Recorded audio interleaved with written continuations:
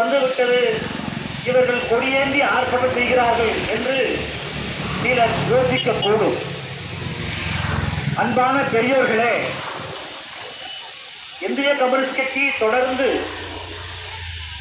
இந்திய அரசாங்கத்தை அமெரிக்க ஏகாதிபத்தியம் கம்ப்யூட்டரை ஏற்பது போல அமெரிக்கா ஏகாதிபத்தியம் உலக நாடுகளில் பல நாடுகளை அடிமைப்படுத்தி இறையாண்மையை கேள்விக்குள்ளாக்கி தேவையில்லாத யுத்தங்களை தொடங்கி பலரை அழித்தொழிப்பதும் அதன் மூலம் ஆயுதம் விற்பதும்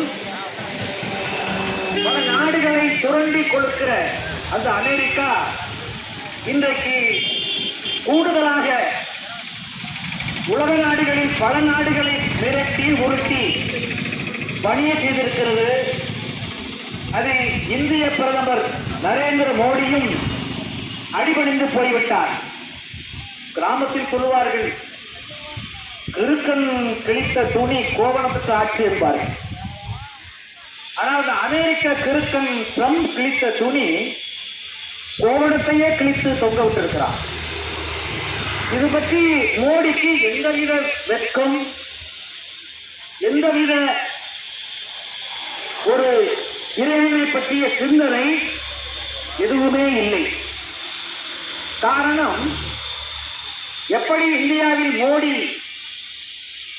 இந்திய சிறுபான்மையினர்களை, முஸ்லிம்களை, கிறிஸ்தவர்களை தனது எதிரியாக்கி இந்துக்களை அணி சேர்த்து எப்படி ஆட்சியை ட்ரம்ப் பிடித்திருக்கிறாரோ மதவெறியை தூண்டி, அதுபோல அமெரிக்க அதிபர் ட்ரம்ப் அமெரிக்கர்களுக்குத்தான் இங்கே இந்த நாடு சொந்தம், வேறு நாடுகளிலிருந்து இங்கே குடியிருப்பவர்கள் எல்லோரும் வெளியேற வேண்டும் என்று தேர்தல் பிரச்சாரத்தில் ட்ரம்ப், அந்த ட்ரம்புக்கு மோடி இங்கிருந்து போய் அமெரிக்காவில் மோடிக்கு ஆதரவாக அங்கே உள்ள இந்தியர்களை வாக்களிக்க செய்த இந்த நரேந்திர மோடி இன்றைக்கு 50-60% வரியை உயர்த்திவிட்ட போது கதிகலங்கி நரேந்திர மோடி வாய் மூடி மௌனியாக இருக்கிறார்.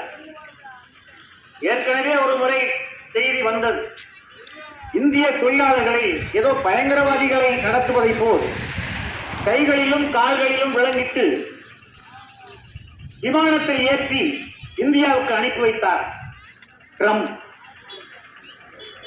அதே போல பல நாடுகளில் வேலை பார்த்த தொழிலாளர்களை எல்லாம் அப்படி அனுப்பவில்லை. ஆனால் இந்திய தொழிலாளர்கள் மட்டும்தான் கையில் விளங்கிட்டு காலில் விளங்கிட்டு அனுப்பினார்.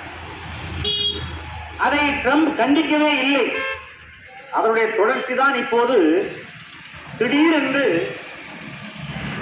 25% அவதார வரியாம். எதற்கு அவதார வரி? ரஷ்யாவிடம் இந்தியா கச்சா எண்ணெயை வாங்குகிறதாம். பெட்ரோல், எரிபொருள் கச்சா எண்ணெயை ரஷ்யாவிடமிருந்து இந்தியா வாங்குகிறது. அதன் மூலம் ரஷ்யா ஆயுதங்களை வாங்கி உக்ரைனை போர் நடத்துகிறது என்று ஒரு காரணத்தை ட்ரம்ப் சொல்லுகிறார். இந்த ட்ரம்ப் சொல்லுகிறதுக்கு என்ன அடிப்படை? ட்ரம்ப் தான் பல நாடுகளில் யுத்தத்தை தொடங்கி இருக்கிறார்.